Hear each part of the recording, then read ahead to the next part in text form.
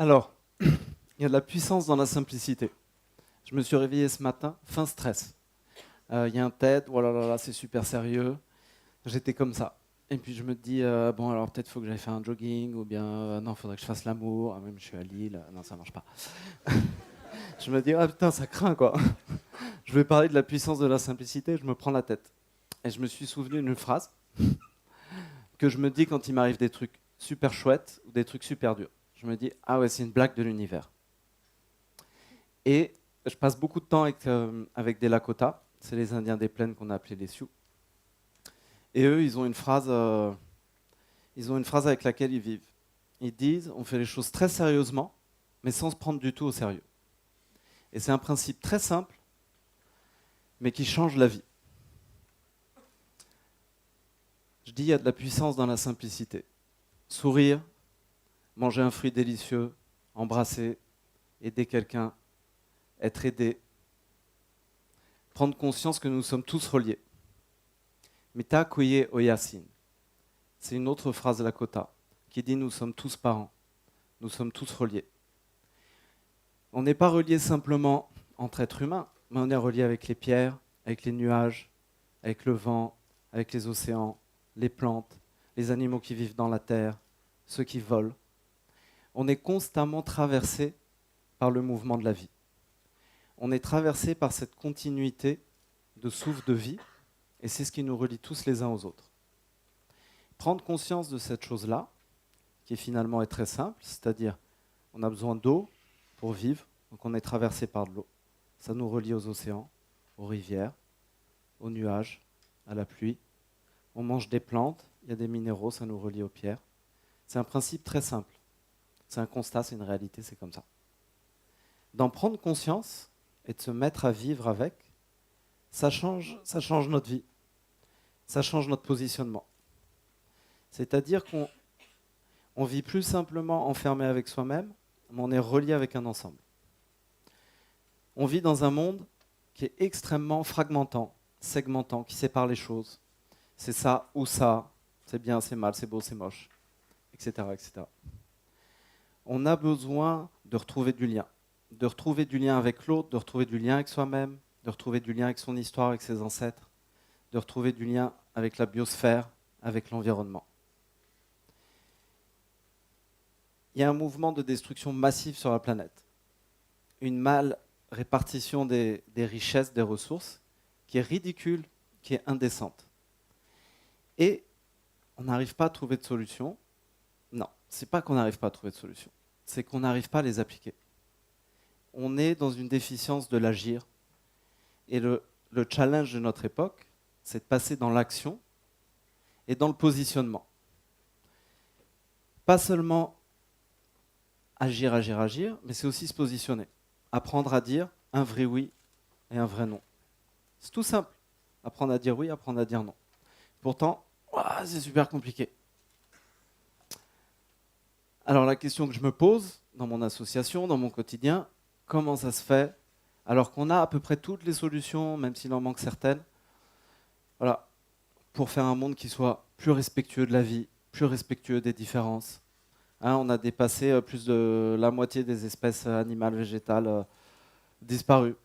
Enfin, c'est un truc de fou. Alors pourquoi on a des solutions et on n'arrive pas à les appliquer? Alors je pars de constats assez simples. C'est que ça veut dire qu'on est pris par l'inertie. On se fait choper par l'inertie.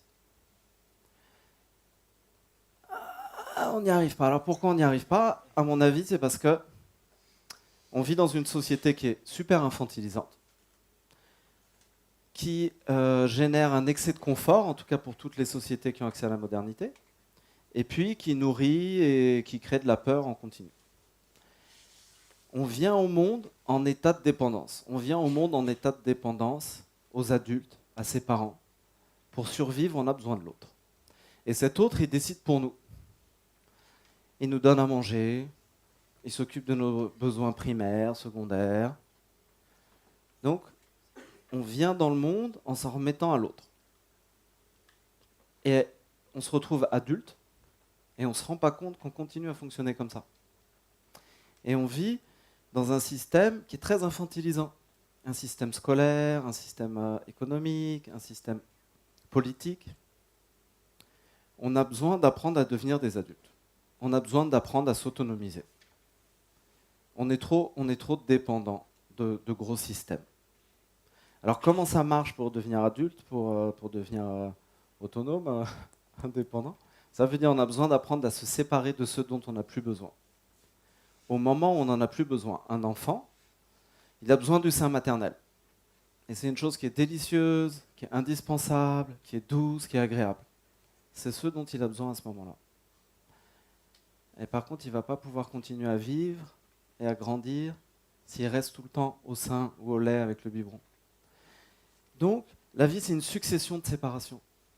Et on a besoin aujourd'hui d'apprendre à séparer des fonctionnements, des modes, des pensées, des sensations qui ne sont plus appropriées, dont on n'a plus besoin.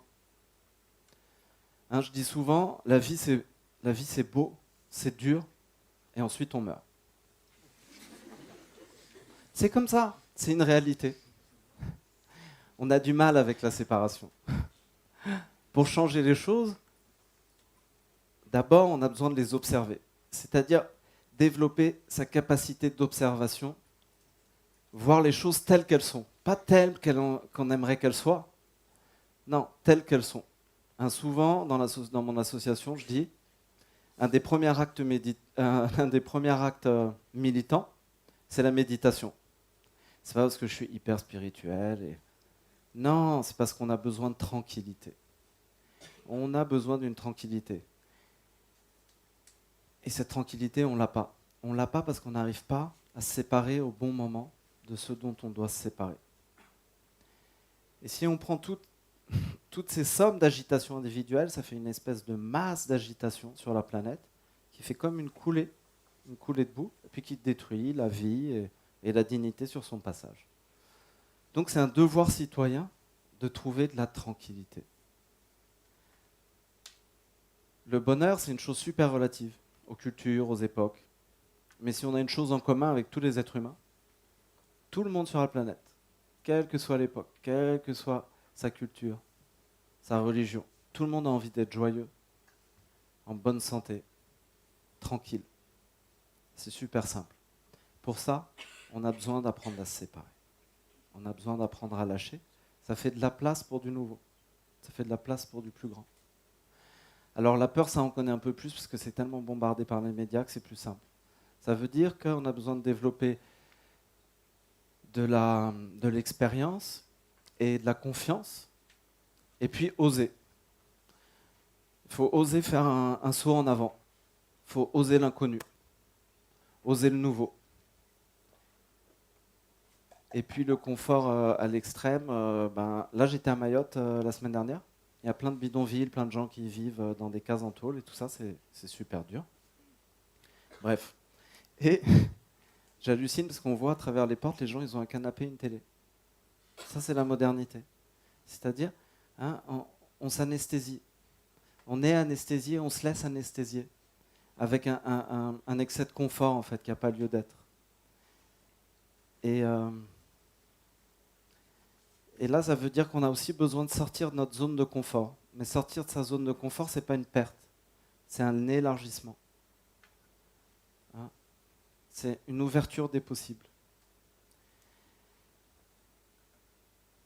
Dans les observations, dans les constats qu'on peut faire, c'est que aujourd'hui, il y a plein de mouvements sous-jacents, comme à l'iceberg, là. Et ces mouvements, ils partent de la société civile. Ils partent de groupes d'individus. Et souvent, c'est un individu qui, tout seul, il a dit non. Stop, basta. Ou il a une bonne idée. Et il fait son truc. Et souvent, les gens ne le suivent pas. Mais il fait son truc. Il y va, c'est parti.